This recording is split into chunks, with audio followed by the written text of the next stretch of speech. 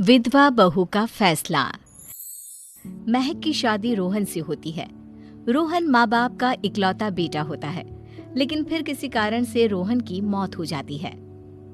बेटा महक, तेरे आगे इतनी बड़ी जिंदगी है, फिर बच्चों की भी जिम्मेदारी। तू कोई काम कर ले। मैं तो कहती हूँ रोहन के ऑफिस में ही बात कर ले, शायद तेरे लिए कोई काम निकल आए। हाँ माँ जी, मैं भी यही सोच रही थी, लेकिन कैसे बात करूं, किससे बात करूं, कुछ समझ में नहीं आ रहा। अब वो क्या नाम था रोहन का जो दोस्त हुआ करता था, पहले तो बड़ा आता था हमारे घर। राकेश की बात कर रहे हैं? पर वो तो रोहन के बाद से कभी आया ही नहीं, पता नहीं कहाँ है वो। आया था, एक नहीं कई बार आया था, लेकिन मैंने बाहर से ही भेज दिया। घर के अंदर झांकता रहता था, मुझे ठीक नहीं लगा। अरे आपको तो पता नहीं क्या ठीक लगता है और क्या नहीं। उसका नंबर है मेरे पास, मैं आज ही फोन करती हूँ। सास राकेश को फोन लगाती है और शाम को घर आने का न्योता दे देती है। अरे आंटी, ओहो भाग्य हमारे कि आपने घर बुलाया। मैं तो कई बार आया, लास्ट टाइम तो अंकल से मुलाकात भी हो गई थी। हाँ, वो हम लोगों को निकलना था ना कहीं उस वक्त। अरे छोड़ो ना बेटा, बोलो क्या लोगे? आपकी बहू। क्या बकवास कर रहे हो राकेश? अरे मेरा मतलब ये है कि आपकी बहू कहाँ है? भाभी जी के हाथ की चाय की बस एक प्याली मिल जाती तो। महक चाय लेकर आती है, लेकिन वो जैसे ही राकेश की ओर देखती है, उसे राकेश पसंद नहीं आता। वो अंदर जाने को होती है कि अरे भाभी जी कहाँ जा रही हैं? बैठिए तो सबके साथ। जी नहीं, बच्चों को खाना खिला रही हूँ, आप माँ जी से बात करें ना। अंदर जाने के बाद सास कहती है, अरे बेटा राकेश, वो क्या है ना, वैसे तो तेरे अंकल जी की पेंशन आती है, साथ ही ऊपर 2 मंजिल मकान से किराया भी, तो हम लोगों का तो अच्छा चल जाता है। लेकिन महक, उनकी चिंता आप ना करें आंटी, आदेश दें बस आप तो। देखो भाग्यवान, रहने दो, कोई बात नहीं, मैनेज हो जाएगा। अरे क्या मैनेज हो जाएगा अंकल, हमें भी बता दें। आप चुप रहिए जी। अब वो क्या है ना राकेश, तुझे तो पता है कि रोहन के 2 बच्चे हैं, उनकी पढ़ाई लिखाई का खर्चा बहुत है। हम ये चाह रहे थे कि रोहन के ऑफिस में महक को भी अगर कोई काम मिल जाता तो। क्यों नहीं आंटी जी, मैं हूं ना, मैं बात कर लेता हूँ। वैसे तो आप हाँ ही समझिए। महक भाभी को बोल देना कि कल तैयार रहें मेरे साथ ऑफिस चलने के लिए, मैं मालिकों से मिलवा दूंगा उन्हें। महक अंदर से सब सुन रही थी। अच्छा आंटी जी, तो चलता हूँ, कल आ जाऊंगा। अच्छा भाभी जी, तैयार रहिएगा कल। राकेश तो चला जाता है, लेकिन ससुर सास पर बरस पड़ते हैं। मुझे ये आदमी एक पैसे का पसंद नहीं है। तुम इसे बोल दो कि हमें कहीं नहीं करवानी बहू से कोई नौकरी। अरे क्यों नहीं करवानी? सारा पैसा मैं इसके बच्चे और इसी पर उड़ा दूंगी, तो मेरी बेटी को क्या दूंगी? जरूरत क्या है तुम्हारी बेटी को तुम्हारे पैसे की? अरे वो तो पहले ही बड़े पैसे वाले घर की बहू है। अपनी बहू की सोचो जो अब तुम्हारी बेटी जैसी है। बच्चे रोहन की आखिरी निशानी है। अरे अपना भाषण अपने पास रखो, सारा दिन घर पर बैठी रोटियां तोड़ेगी, तो काम करे ना कुछ बाहर जाकर। बहू सब सुन रही होती है। वो अगली सुबह बिना मन के तैयार तो हो जाती है, लेकिन जैसे ही राकेश आता है, क्या बात है भाभी जी, रेडी हैं? तो फिर चले डेट पर, मतलब इंटरव्यू पर। महक सामने आती है कि सामने ससुर जी खड़े होते हैं।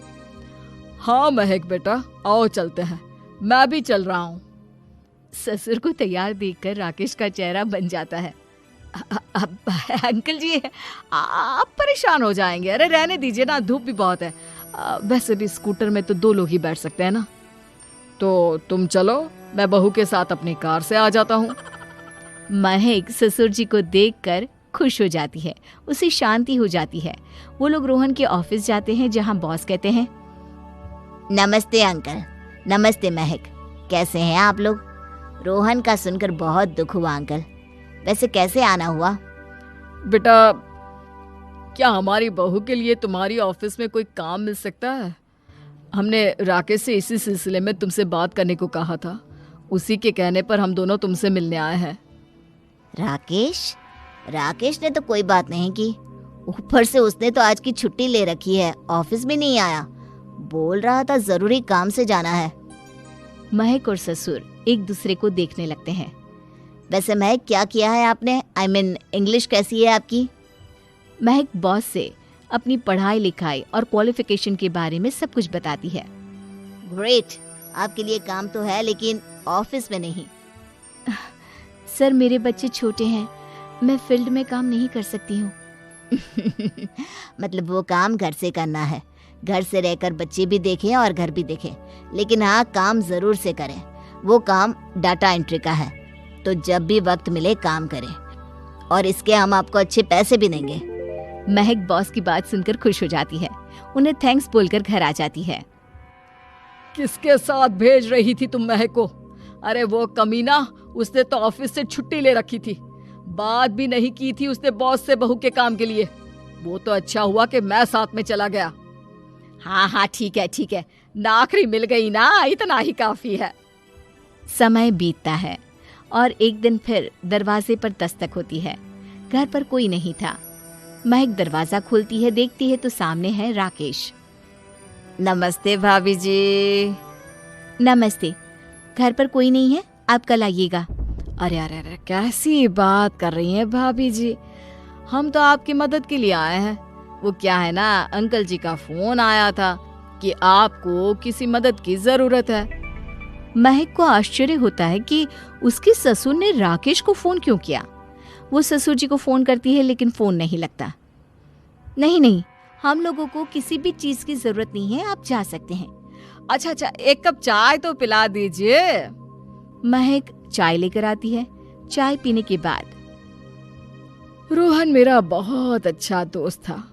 उसने मुझसे कहा था कि वो रहे ना रहे, उसके घर वालों का, खास करके आपका ख्याल मुझे ही रखना है। तो मैं कल फिर आऊंगा भाभी जी। नहीं, माता पिताजी है नहीं, वो 4-5 दिन बाद आएंगे। आप उन लोगों के आने के बाद ही आइएगा। मुझे ये सब ठीक नहीं लगता। अरे छोड़िए ना भाभी जी, लोगों का तो काम है कहना। मेरा मतलब है वो तो बोलते ही रहेंगे। आता हूँ मैं कल। महक को अब गुस्सा आ जाता है। हमेशा शांत और मधुर बोलने वाली महक पहली बार जिंदगी में फैसला लेती है, और फैसला होता है राकेश को सबक सिखाने का। बड़े बेशर्म हैं आप। किसने कहा आपको कि आप आए? अरे भैया, साफ साफ बोला ना कि नहीं जरूरत है किसी की मदद की। मैं अकेले सक्षम हूँ अपना घर संभालने के लिए। आज आखिरी बार बोल रही हूँ, इस घर की तरफ आंख उठाकर भी देखा ना तो देख लेना, वरना पुलिस के हवाले कर दूंगी। निकलो यहाँ से, या धक्के मार कर निकालूं। पुलिस का नाम सुनते ही राकेश वहां से 9-2-11 हो जाता है और महक को अपने फैसले पर गर्व होता है।